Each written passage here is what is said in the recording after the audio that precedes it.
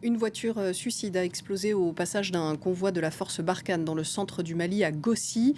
Des militaires français et des civils maliens ont été blessés. Cette attaque, elle intervient alors que le président français a annoncé récemment la fin prochaine de l'opération Barkhane, d'ici la fin de l'année, et la réorganisation de la lutte contre le terrorisme dans la région. On en parle avec avec le général Dominique Trinquant, notre invité, ancien chef de la mission militaire française auprès des Nations Unies. Bonjour et Bonsoir. merci tout d'abord Merci. d'être là. La France ne met pas fin, que ce soit clair, à la lutte antiterroriste au Sahel. Elle réorganise tout simplement sa stratégie pour plus d'efficacité. Oui, c'est ça, pour plus d'efficacité et aussi pour laisser plus d'initiatives aux pays de la région. Alors vous avez raison de le souligner, c'est la fin de l'opération Barkhane, c'est pas la fin des opérations françaises là-bas. Ça va prendre une autre forme, se concentrer sur la lutte contre le terrorisme, être plus international. Il y a en ce moment des pays européens qui arrivent avec la force Takuba. Le président en a parlé également avant la réunion du G7 de la présence américaine. Donc je pense qu'il va y avoir toute une réorganisation qui doit être présentée à la fin du mois.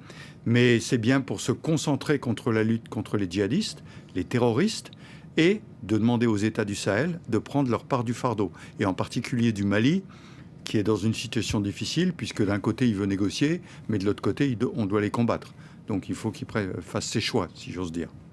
Justement, parlons un petit peu de l'attaque qui a eu lieu à Gossi. Gossi, c'est le centre du Mali. Mm. Au tout début de l'invasion du nord du Mali, cette menace djihadiste, elle était localisée dans le nord. Aujourd'hui, le centre est une région au moins aussi dangereuse en termes de menaces. Oui, alors c'est descendu bien au centre, mais comme vous le savez, pas très loin. En fait, tout étant relatif dans les gigantesques étendues de ces pays, c'est la zone des trois frontières. Et Gossi, il s'agit d'une base opérationnelle avancée. Donc, c'est pas une base permanente. C'est un bataillon qui se déploie dans une zone et puis qui va faire de la surveillance. C'est probablement le type de mission qui vont s'arrêter à la fin du mois pour se concentrer sur des missions dans lesquelles il y aura beaucoup plus de forces spéciales, d'hélicoptères et d'avions pour attaquer. Il faut aussi convenir que les djihadistes emploient des moyens extrêmes. C'est-à-dire que c'est lors d'une mission de reconnaissance autour de cette base qu'un véhicule explosif a foncé sur un véhicule blindé français.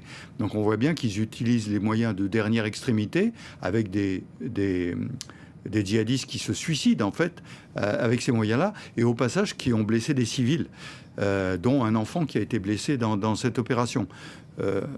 Rassurons-nous, il semblerait que les blessés ne soient pas en mauvais état. Ils ont tout de suite été, bien sûr, évacués vers Gossi et vers Gao.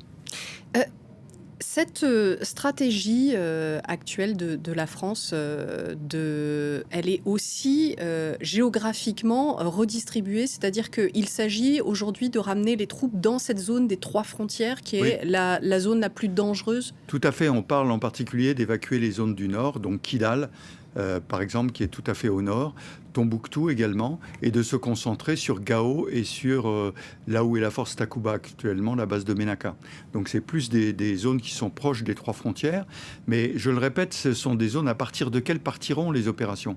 Or les opérations menées par les forces spéciales avec hélicoptères et avions, ce sont des opérations qui peuvent se déployer très loin, parce qu'elles sont légères, elles sont beaucoup plus légères. Ce ne sont pas des bataillons qui se déploient, ce sont des forces beaucoup plus légères. Donc il y a effectivement concentration des efforts.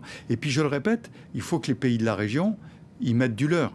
On parle du Mali en particulier. Il faut que lui continue à installer l'État dans les zones dans lesquelles les djihadistes s'installent, plutôt que de faire des accords avec eux en leur laissant la liberté de manœuvre dans ces zones.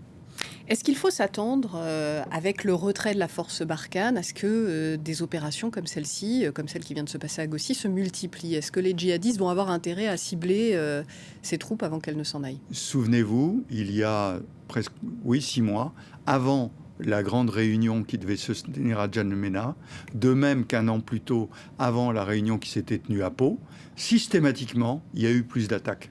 Parce qu'ils cherchent à mettre la pression. Pourquoi? Parce qu'ils savent très bien que le point faible de nous, pays occidentaux, c'est l'opinion publique.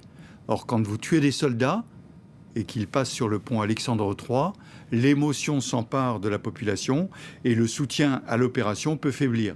Donc c'est exactement ça ce qu'ils cherchent à provoquer. Merci beaucoup, Dominique Trinquant, d'avoir Merci. été notre invité.